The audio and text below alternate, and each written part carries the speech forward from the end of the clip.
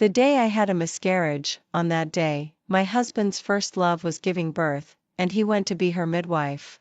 During the days when I was out of touch, I never received a single call from him.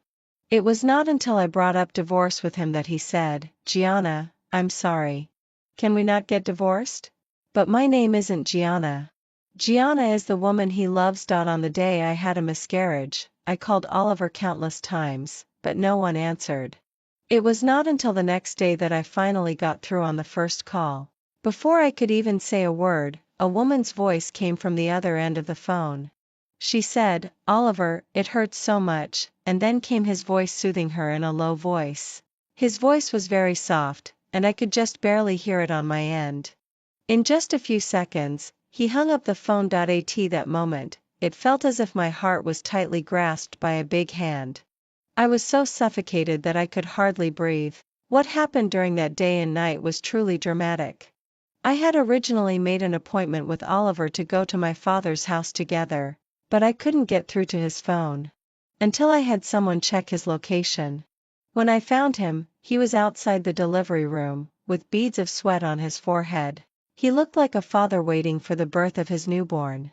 However, the woman inside the delivery room was not his wife. I walked up slowly and stood in front of him. Before I could even say the first word, he said first, "Gianna, I can't accompany you home." There were pregnant women everywhere, so I didn't want to have a conflict with him. I silently left the hospital and had to go to my father's house alone. My father's unknown mistress had already made herself at home. When she saw me enter, she sneered at me. I just glanced at her and ignored her. I went upstairs on my own and told my father the purpose of my visit.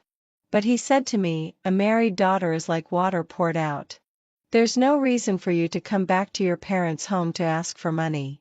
But before I got married, he didn't say that. He said that if I got married within a week, he would give me half of his shares. Looking at him, I let out a low laugh. I told him one by one that these were left to me by my mother. I don't know which sentence angered him. He picked up the teapot on the table and threw it at me. I subconsciously took a step back, but was tripped by his mistress's son. Blood flowed down my lower body. The house was in chaos. I dialed Oliver's number, but again, no one answered. Then I dialed 120. By the time the doctor carried me away, I had already lost consciousness. When I woke up, the nurse was changing the 4 bottle for me. I grabbed the corner of her uniform and asked in a low voice, "Is the baby still there?" But she lowered her eyes and shook her head. In an instant, the heavy stone hanging in my heart fell heavily, hitting me hard and making me feel like I was falling apart. At this moment, I thought of Oliver. At this moment, he was accompanying another woman to give birth, while my baby was gone. Tears rolled down from the corners of my eyes, and the stinging pain made me more clearly realize that Oliver didn't love me. I stayed in the hospital for a whole week. Apart from the call I managed to get through that day, Oliver didn't return any of my calls or send me a single message. And my so-called family members didn't come to see me either. I went through the discharge procedures by myself. I stayed at home for another 5 whole days. Finally, Oliver came back. He pushed open the bedroom door, washed away his tiredness, lifted the quilt, and lay down beside me. He hugged me in his arms, just like he had done countless times before. His kisses fell densely on my face. I felt nauseous.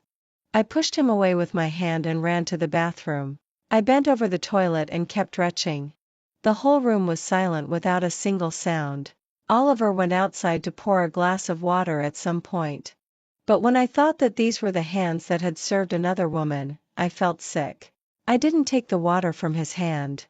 I walked around him, folded the quilt on the bed, and was about to leave the bedroom when he reached out and grabbed me.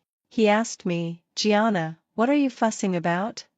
"I'm not fussing," I replied in a low voice. When I was walking out with the quilt in my arms, I said, "Oliver, let's get divorced." When I turned around, I saw a hint of impatience in his eyes. He walked up to me, looked into my eyes, and asked me, "Why? Aren't our days good?" Hearing his words, I raised my head and asked him in return, "Do you know how many years we've been married? Do you know what my purpose was for marrying you? Maybe you know that I'm your wife?" My questioning voice grew louder and louder. Tears couldn't help rolling down from the corners of my eyes. I waited for Oliver's answer, but he impatiently frowned and tried to take my quilt. Seeing that I took a step back, he finally said, "Stop fussing. What time is it? Can we talk about it tomorrow? Do you think I'm annoying?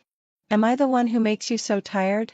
Do you know what I was doing when you were accompanying someone else to give birth?" He looked at me silently and didn't answer my question. I lowered my head and let out a low laugh, and the sense of sarcasm spread, but my heart felt as if it was tightly grasped by a big hand, and I could hardly breathe.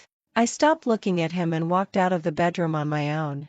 Just as I was about to enter the second bedroom, he hugged me. He said, "I'm sorry, Gianna. Can we not get divorced?" In the darkness, I lowered my head and said softly, "But Oliver, my name isn't Gianna. The last characters of my name and his first love's name are Nyen and Nyen, respectively." But he had always been unable to tell whether I was called Nina or Gianna. At first, I just thought that he pronounced it with a stronger tone, so I never corrected him. Until that day when I heard him say on the phone, "Gianna, it doesn't hurt." His tone was gentle and affectionate. It was just like the way he called me in my ear when he was in the mood. It made me feel extremely disgusted. This name was like a knife, constantly cutting into my heart, hurting me so much that I could hardly breathe. Before I knew this, I didn't care whether the tone was high or low. But now, suddenly, I cared. "Oliver, let me go." He let go of me. I opened the door of the second bedroom and shut him out. These years seemed like a dream, and now it was like being woken up from the dream. My heart was pounding. I couldn't cry anymore, and I didn't want to argue with him. I originally thought that things would get better as time passed. But today, I finally realized that I couldn't go on with this life. He had never let go of his first love, and my patience was gradually running out. It was also then that I realized that in these 3 years, not for a single moment had he cared about me or put me in his heart. Never. Everything between Oliver and me happened in a rush. We met at a social gathering. The first time he met me, he asked me, "Your colleague said you wanted to get married. I also need someone to marry. Do you think I'm okay?" Hearing his question, I subconsciously took 2 steps back and looked at the person in front of me in disbelief.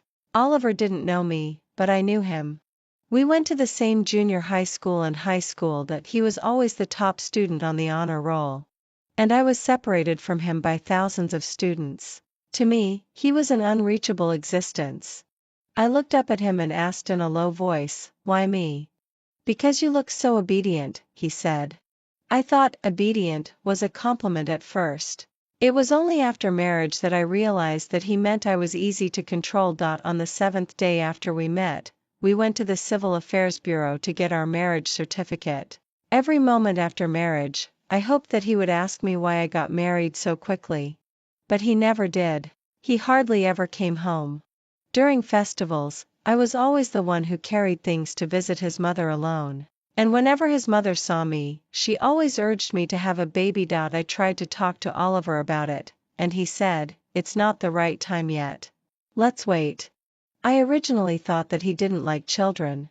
I thought he was afraid that children would hold him back and make him worry. But now I know what he was waiting for. He was waiting for Gianna, waiting for her to get divorced so that he could take care of her child. Thinking of this, I felt even more suffocated. I tossed and turned and couldn't fall asleep. The next morning, there was a noise outside. I thought something had exploded. When I went out, I saw Oliver holding a plate of burned eggs and some blackened vegetables. He frowned, looking down at the things on the table, not knowing what he was thinking. But I felt even sadder in my heart. After marrying Oliver, I worked while taking care of the family. I had to get up at 7 o'clock every morning to cook. Oliver had a bad stomach and didn't like having breakfast. He was also very picky and wanted to have vegetables in the morning. I burned one blister after another on my hands while learning to cook, but he never noticed. And so, year after year passed. Oliver looked at me, not knowing what he wanted to say. Before he could say anything, I went back to the bedroom. I randomly packed a few changes of clothes and pulled out my suitcase. When Oliver walked in, I lowered my head and closed my suitcase. I looked up at him and saw him smile. "Nina, it's time to eat." Seeing that I didn't move, he took my wrist. "Stop fussing. Let's." Before he could finish his sentence, I impatiently shook off his hand. "Oliver, do you know what I like to eat and what I don't like to eat?" He didn't know. In these years, I almost gave up all my own preferences. My food, clothing, and daily necessities were all arranged according to his preferences. It takes 21 days to form a habit. And I had been doing these things for a whole 3 years. During these 3 years, I had never taken advantage of Oliver's influence or used him.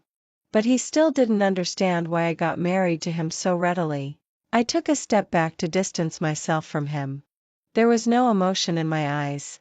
I just stared at him. We were silent for a while. Then he said, "Nina, stop fussing, okay?" "Okay," I replied like this. Seeing that he let out a sigh of relief the moment he sat down, I brought up the previous topic again. I said, "Oliver, I can't go on with this life anymore, so let's end it." When I left home, I walked aimlessly, not knowing which way to go. Finally, I randomly found a nearby hotel to stay in. I had lived in this city for 26 years, but I didn't have a place to call my own. How ironic. Day by day passed. I rented an apartment and sent Oliver a message, asking him when he was free to go and handle the divorce. But he didn't reply to me. So I went to our home to look for him. The moment I opened the door, I saw Gianna breastfeeding the baby in the living room. The baby's clothes were thrown everywhere in the living room. If I hadn't opened the door myself, I would have thought that I had entered the wrong house. Oliver said he wouldn't get divorced, but he still brought her back home. Gianna was wearing my pajamas and my slippers.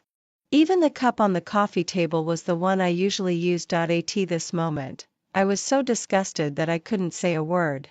I just stood there in a daze. I watched her stand up and walk up to me. She said softly to me, "Are you looking for Oliver? He's gone out. You might have to wait for him for half an hour." She spoke gently and had a smile on her face. The malicious words choked in my throat, and I couldn't utter a single word. She was acting like a hostess, greeting the guests outside. Little did she know that this place used to be my home. I stood still and heard the sound of the elevator. When I turned around, I saw Oliver walking towards me. He was carrying baby formula and diapers in one hand and little clothes in the other. And Gianna took them naturally and put them on the sofa, just like a loving couple. Seeing this scene, I couldn't help laughing sarcastically, and the sense of mockery spread endlessly. I stared straight at Oliver and asked, "Oliver, are you so eager to bring someone home? We're not even divorced yet. Nina, let's talk in the bedroom." At this moment, he was afraid that Gianna would hear my unpleasant words and dirty her ears. He grabbed my wrist and pulled me into the bedroom. The moment the door closed, the baby's crying and the sound of coaxing the baby were shut out together. I stood face to face with him. There was no emotion in his eyes. Or rather, he didn't want to show the slightest emotion in front of me. After a long while, he finally said, "Gianna had nowhere to go, so she came to stay at our home for a few days. When she finds a place, I will definitely." Before he could finish his words, I interrupted him abruptly. I asked him, "Oliver, is this the only property you have?" This time, it was his turn to be speechless. 1 second, 2 seconds, 3 seconds. He didn't explain, and he couldn't explain either. I laughed softly and took a step back to distance myself from him. Before coming to him, I still had some illusions. I thought that as long as Oliver didn't contact Gianna in the future, I would pretend that nothing had happened, but what had already happened. The fact that he loved her couldn't be changed by anything. Forget it, Oliver. Admit it. You still love her, right? I stared straight at him, but he didn't dare to look me in the eye. Every second of his silence was like cutting my heart bit by bit, tearing my heart apart. At this instant, I understood. Any words had become meaningless. The suffocation in my chest made my voice hoarse. "Oliver, we're about to get divorced. Don't you even want to ask why I married you in the first place?" He lowered his head, looked into my eyes, and asked me softly, "Why?" "Because I liked you," I said. I liked Oliver. During high school, I walked on every path that he had walked on. I watched him play basketball with others. Even when I heard that he was going to apply for Beijing University, I studied like crazy. Fortunately, I just passed the admission line. I became dim under his light. I never thought that he would turn around and notice me. I just thought that it would be okay to stay behind him all the time. When he mentioned getting married to me, I had hope in my heart again. I thought that after being together for a long time, there would be at least a little bit of affection. But I never expected that if he didn't love me, he just didn't love me.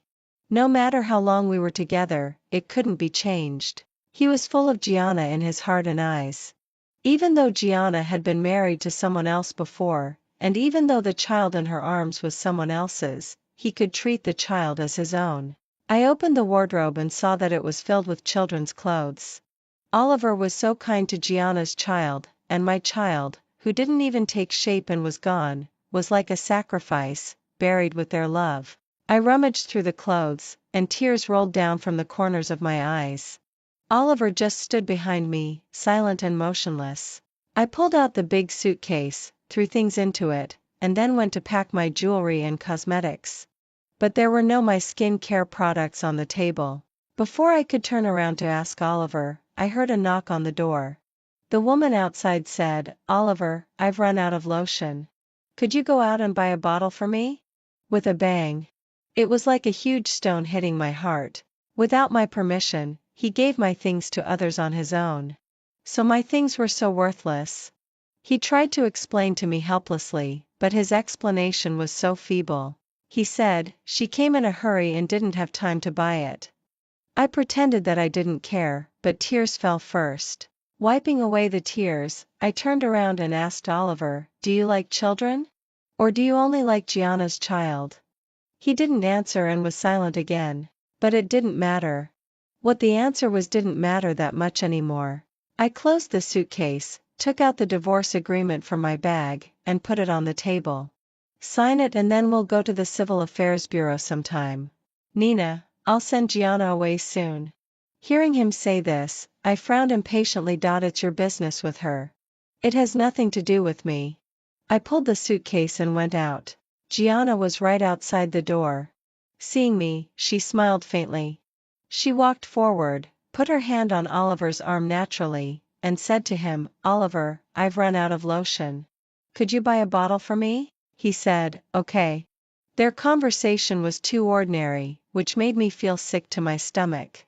I maintained my dignity, pulled the suitcase downstairs, and sat on the edge of the flower bed for a long while before I finally calmed down.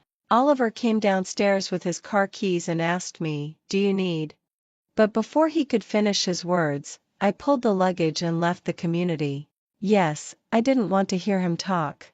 I randomly stopped a taxi and it took me to the rental house. Here, it was almost empty. The decoration was simple, with only simple furniture and nothing else. I curled up on the sofa for a whole night before I went out to do some shopping. Oliver and I set the date for the divorce. He said he would pick me up. On that day, he parked the car downstairs.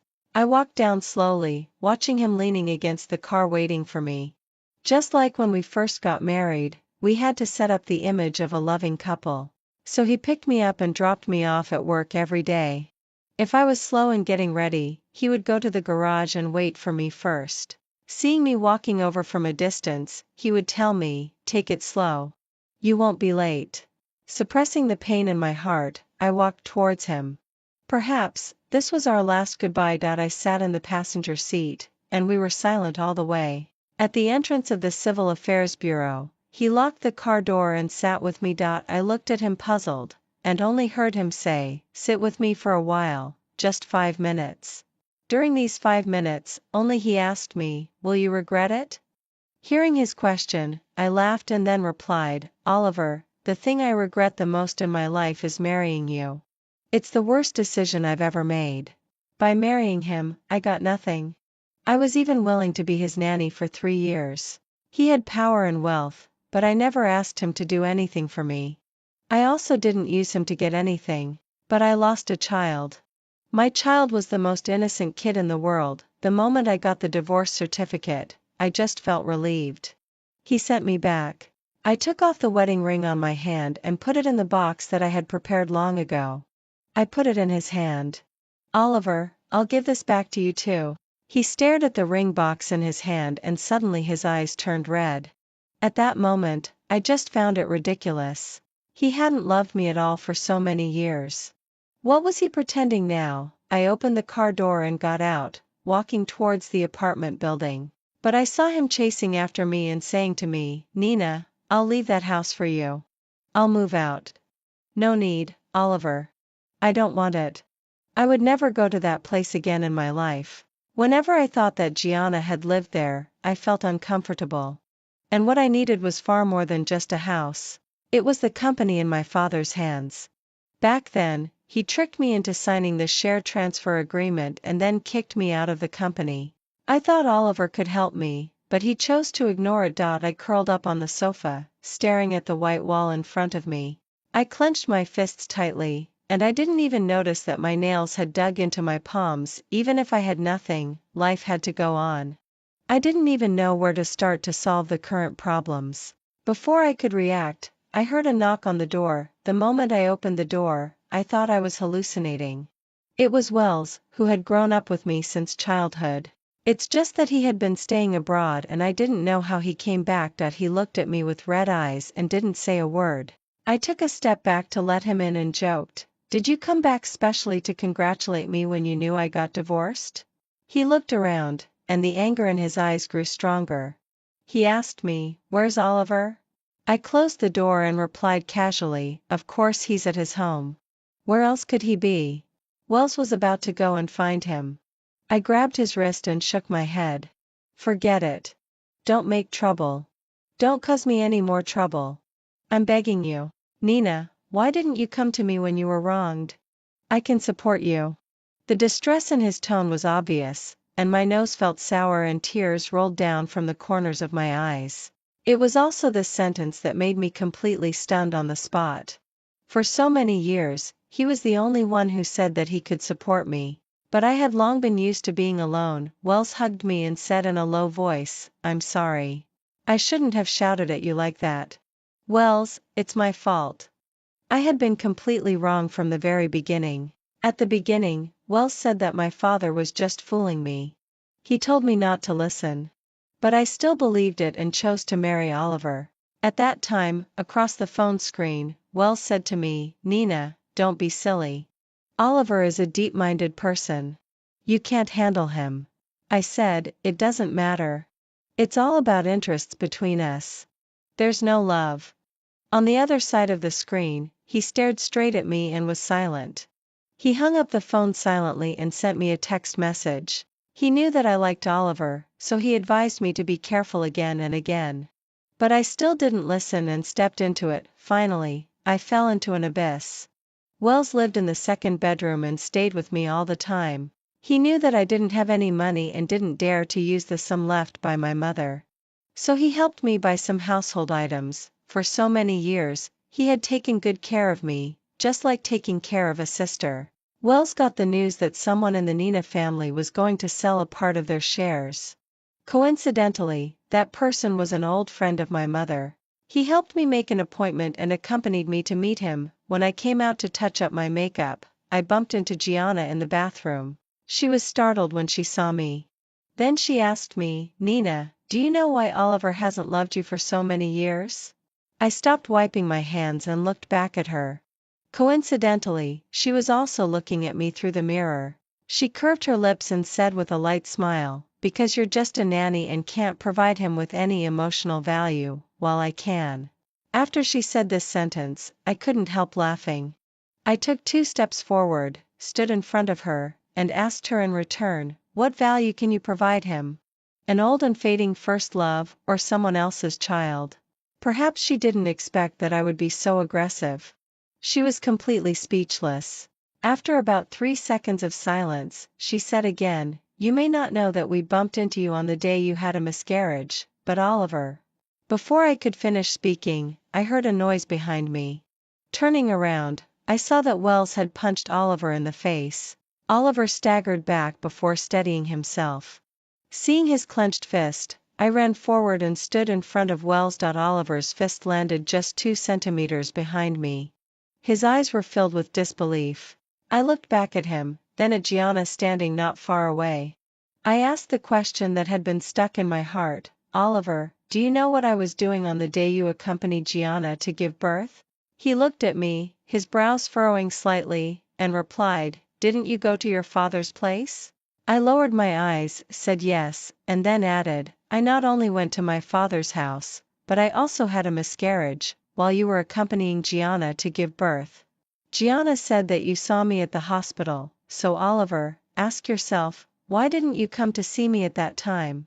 At this, he froze on the spot and took a step back in disbelief. He stammered an explanation, I really didn't know you were pregnant. It doesn't matter now, none of it matters anymore. Even Gianna knew about it, but he didn't. It was something that could have been known with just a little attention or investigation. I looked at Gianna in the distance and then at the child in Aunt's arms. I smiled before saying again, you three look like a real family. You and I were just living together out of convenience. Wells hugged me and left, rolling his eyes when he looked at Oliver. I leaned against the wall, and the pain in my heart surged up. It took me a long while to recover before I went back into the private room. To get the shares, I drank one glass of wine after another.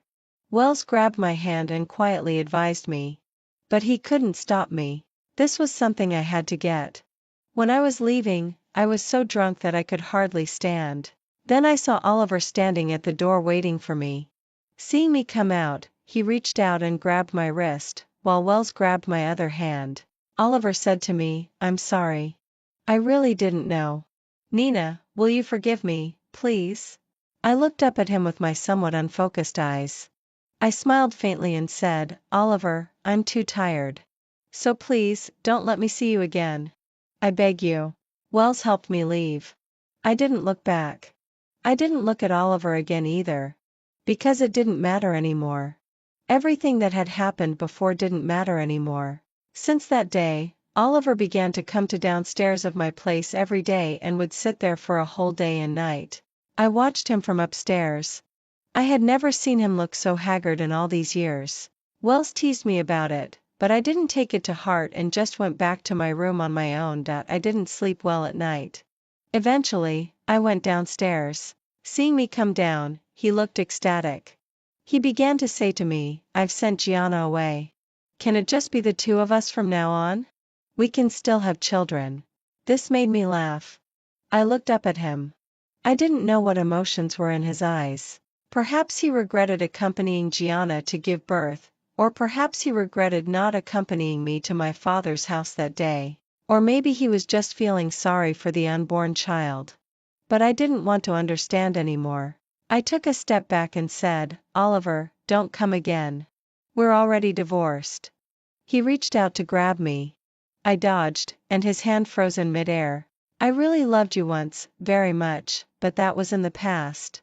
If we meet in the business world in the future, just treat me as a stranger. It's better for both of us. As soon as I finished speaking, I turned around and left. When Oliver drove away, I breathed a sigh of relief. He didn't eat day and night and stayed downstairs at my place. I was afraid that he would faint there. It would be troublesome for me if that happened. Wells saw me opening the door and coming in. He clicked his tongue and said, still reluctant? I didn't say anything, closed the door, took off my coat, and hung it on the hanger. Wells tapped on the contract on the table. I glanced at it and opened it. Wells had bought back the 3% of shares for me. This was the first step for me to enter the Nina family group. The Nina family group wasn't called the Nina family group before. My father renamed it after he took it over, but these were my mother's things. I couldn't let them fall into the hands of outsiders. Wells leaned casually against the table and raised his eyebrows at me. Aren't you going to thank me? I'll go change my clothes and treat you to a meal. On the way, Wells kept chattering nonstop. He talked about everything from astronomy and geography to poetry and rhymes. I smiled and followed him without saying a word. He just kept talking on his own. He had so much to say. When we were on our way back, we saw Gianna in the garage. She rushed over like a madwoman. Before I could react, she grabbed my hair. She asked me over and over again if I had given Oliver some kind of love potion and how I had driven her away. I comforted her and asked her to calm down. Wells didn't dare to rush forward rashly either, for fear that the sharp object in her hand would hurt me. Gianna's eyes were red, and she looked at me helplessly. I said in a low voice, "Gianna, if you love Oliver so much, why didn't you marry him? Instead, you married someone else." She said, "I don't love him that much." Yes, it wasn't him that she loved. It was his current power and status. When they were in love, Oliver wasn't the person in charge of the Oliver family. He took over bit by bit through a lot of difficulties. But at such a difficult time, Gianna chose to marry someone else. She married a second-generation rich kid who had an unstable temperament but was from a wealthy family. So Gianna, you were the one who abandoned him first. But he has nothing to do with me now. I don't want him anymore. I looked back at Gianna and saw her glaring at me viciously. After a while, I added, "If you want him, go after him yourself. If you don't let go of me, Wells will call the police." I don't know which of my words she listened to. She let go of my hair and stared at me blankly. I knew she had a hard life. Her husband had a tendency towards domestic violence. At first, she wanted to use Oliver to help her get out of the difficult situation. But later, she wanted to have Oliver for herself. I walked towards Wells. He looked at my head and gently rubbed it, asking me, "Does it hurt?" "No," I replied. We were silent all the way. When we got home, I suddenly couldn't hold on anymore. I was so tired that I didn't even want to take half a step. Wells supported me, and I leaned on his shoulder and said in a low voice, "Wells, I'm so tired." He said, "It's okay to take a break." But I couldn't take a break. My father was about to marry his lover. I used the money my mother left behind to acquire shares. At first, I had to find those shareholders and persuade them nicely. They saw that I was young and a woman, so they made things difficult for me. Later, they came to me and were willing to let me acquire the shares at the lowest price. I knew that Oliver must have done something behind the scenes. As long as he didn't come to me, I wouldn't go to him. If he gave me these kindnesses, I would accept them. Just when I had everything ready, my father called me. On the other end of the phone, he sounded very weak. He said, "Nina, come and see Dad for the last time." I didn't know if it was a trick of his. I was hesitant in my heart and didn't know if it was true or false. Wells offered to accompany me. On the way, I thought of many possibilities, but none of them was that my father had cancer. When I saw him, I couldn't believe it. The formerly chubby old man was now just skin and bones, which was really sad to see. And it had only been a year. I didn't see his lover or his so-called son either. The valuable things in the house had already been sold. He was lying on the bed with needles in his hand. The family doctor said to me, "Miss Nina, your father just wants to see you one more time before he leaves. He said that he should give the things back to you. Indeed, he should give them back to me." The year my mother died was on my 10th birthday. After my father had an affair, there were endless quarrels at home. She suffered from severe depression. Sometimes she lost control and wanted to take me with her to die. She was afraid of hurting me. When she was sober, she put on her wedding dress and cut her wrists. The blood dyed the water in the bathtub red. With her last bit of consciousness, she called my name. But I didn't hear it. That day, my father carried her downstairs. I held her hand and said to her, "Mom, will you accompany me to celebrate my birthday when you wake up, okay?" She never woke up again. She loved my father so much that she lost herself. All she could do was to please him. I sat by the bed and looked at the person on the bed and asked in a low voice, "Have you ever regretted it?"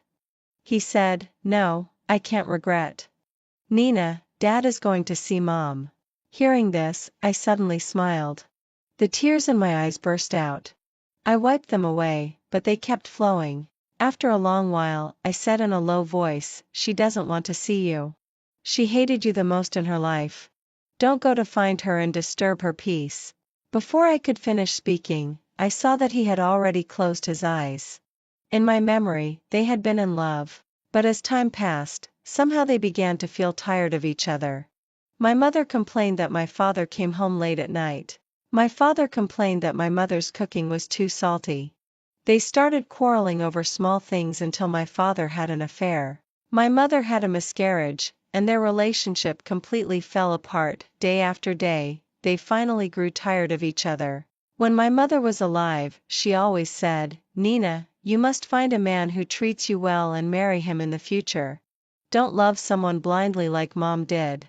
When I remembered this, I had already married Oliver.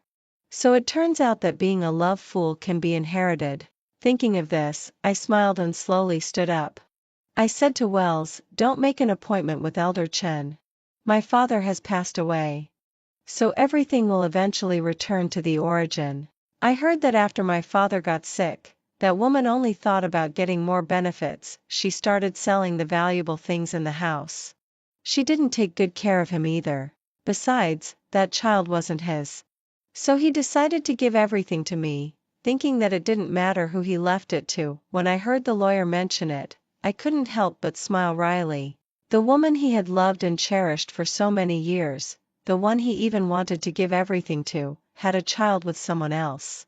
It was really ridiculous. Finally, I signed the document for inheriting the estate. On the way back, Wells and I went to the supermarket to buy things. I saw Oliver walking towards us from a distance.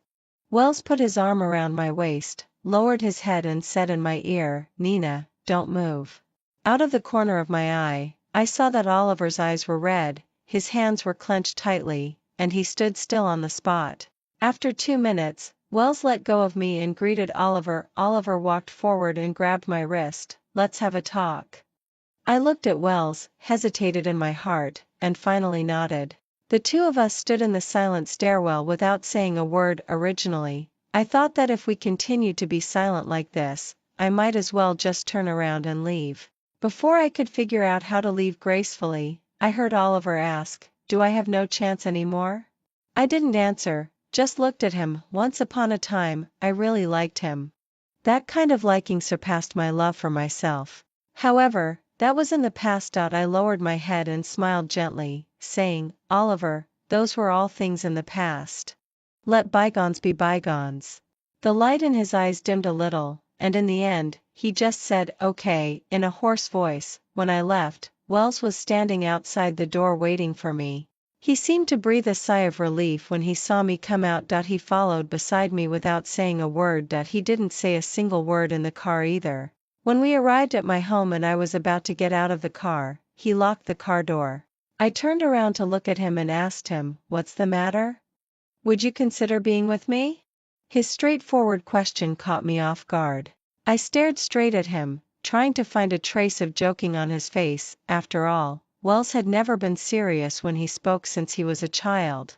However, no matter how I looked at him, he was completely serious and showed no sign of joking at all. He even repeated it again, "Nina, I like you.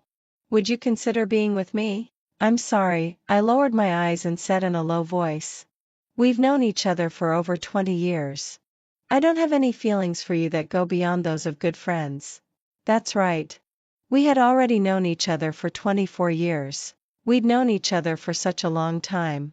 The love was just the kind among family members. Over the years, he had been nice to me. I originally thought that it was because my father didn't care about me and I didn't have a mother that he took care of me. I had never thought that he liked me. "Okay," he said like this. Then he smiled gently again. "I told you to wait for me, but you got married first. It seems that you don't like me." Silence fell in the car. 2 minutes later, he added, "Will you see me off when I leave?" I looked up at him and patted him on the shoulder. "I'll see you off. When you come back during the spring festival, I'll treat you to a big meal." On the day he left, I went to the airport to see him off. I watched him go through the security check. I drove back to our former high school. It happened to be the time when school was over. They were chasing and playing around, just like we were at that age. A girl was following a boy, keeping a certain distance from him. She just lowered her head and walked forward step by step following his pace. Seeing this scene, I seemed to recall myself when I was young.